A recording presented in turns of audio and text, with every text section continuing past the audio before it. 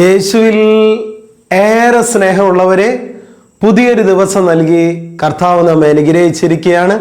നല്ല ഈശോയ്ക്ക് നമുക്ക് നന്ദി പറയാം. ഇന്ന് ജനുവരി 28 തിരുസഭയിൽ ഇന്ന് വലിയൊരു വിശുദ്ധൻ്റെ തിരുനാൾ ആചരിക്കുകയാണ്. വിശുദ്ധ തോമസ് അക്വിനാസിൻ്റെ.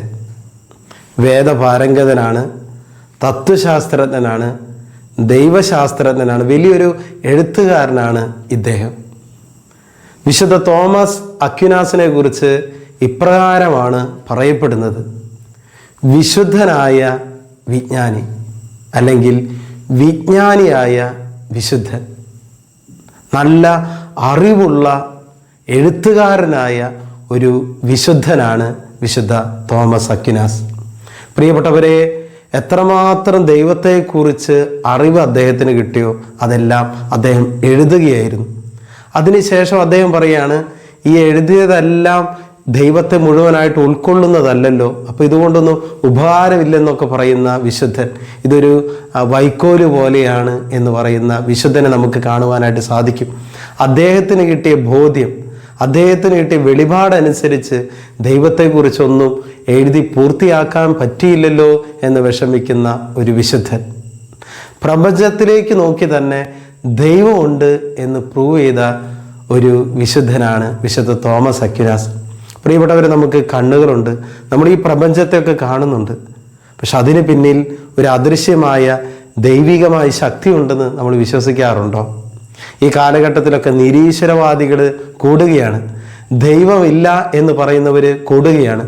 ഈ കാലഘട്ടത്തിൽ ഈ വിശുദ്ധൻ ഈ ലോകത്തിലേക്ക് നോക്കി, പ്രപഞ്ചത്തിലേക്ക് നോക്കി പറയുകയാണ്, ഇതിന് പിന്നിൽ ഒരു അദൃശ്യ ശക്തിയുണ്ട്, അതാണ് ദൈവം. വളരെ ലോജിക്കലായിട്ട് അദ്ദേഹം പ്രൂവ് ചെയ്യുന്നുണ്ട്. അദ്ദേഹം പറഞ്ഞൊരു വാക്യം എന്നെ ഒത്തിരി സ്പർശിച്ചിട്ടുണ്ട്. അദ്ദേഹം പറഞ്ഞ ഇപ്രകാരമാണ്: ദൈവം എപ്പോഴും നമ്മെ നോക്കിക്കൊണ്ടിരിക്കുന്നു എന്നൊരു ഓർമ്മപ്പെടുത്തൽ നമ്മുടെ ജീവിതത്തിലുണ്ടെങ്കിൽ പ്രിയപ്പെട്ടവരെ, നമ്മൾ പാപം ചെയ്യുകയില്ല.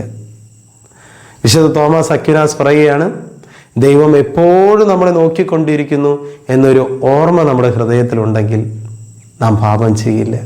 പ്രിയപ്പെട്ടവരെ, വിശുദ്ധ തോമസ് അക്വിനാസിൻ്റെ തിരുനാൾ ഇന്ന് തിരുസഭയിൽ ആചരിക്കുമ്പോൾ നമുക്ക് പാപം ചെയ്യാതെ ജീവിക്കണമെങ്കിൽ ദൈവം നമ്മളെ എപ്പോഴും നോക്കിക്കൊണ്ടിരിക്കുന്നുണ്ട് എന്നൊരു ഓർമ്മ നല്ലതാണ്.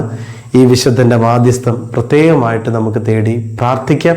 നമ്മുടെ ജീവിതത്തിലും നമുക്ക് കിട്ടുന്ന അറിവുകൾ നമ്മുടെ ബുദ്ധി ഉപയോഗിച്ച്, നമ്മുടെ കഴിവ് ഉപയോഗിച്ച് ദൈവത്തെ മഹത്വപ്പെടുത്താനായിട്ട് ഈ വിശുദ്ധ നമ്മെ സഹായിക്കട്ടെ. കൃപയ്ക്ക് വേണ്ടി നമുക്ക് പ്രാർത്ഥിക്കാം. നല്ല ഈശോയെ, വിശുദ്ധ തോമസ് അക്വിനാസിൻ്റെ ഈ തിരുനാൾ ദിനം വിശുദ്ധനെ പോലെ എളിമയിൽ ജീവിക്കുവാൻ, തനിക്ക് ലഭിച്ചിരിക്കുന്ന കഴിവുകൾ ദൈവത്തിന് വേണ്ടി ഉപയോഗിച്ചതുപോലെ ഞങ്ങൾക്ക് നൽകപ്പെട്ട ബുദ്ധി, കഴിവുകളെല്ലാം ദൈവമഹത്വത്തിന് വേണ്ടി ഉപയോഗിക്കുവാൻ ഞങ്ങൾ അനുഗ്രഹിക്കണമേ. ദൈവമെല്ലാം കണ്ടുകൊണ്ടിരിക്കുന്നു എന്ന ബോധ്യത്തിൽ പാപം ചെയ്യാതെ വിശുദ്ധി ജീവിക്കുവാൻ ഞങ്ങൾക്ക് കൃപ നൽകണമേ. ഈ സന്ദേശം കേട്ടുകൊണ്ടിരിക്കുന്ന ഓരോ മക്കൾക്കും അതിനുള്ള വലിയ അനുഗ്രഹം ലഭിക്കട്ടെ. യേശു നാമത്തിൽ അതിനെ ഇവരെ ഞാൻ ആശീർവദിച്ച് അനുഗ്രഹിക്കും, ഇപ്പോഴും എപ്പോഴും എന്നേക്കും.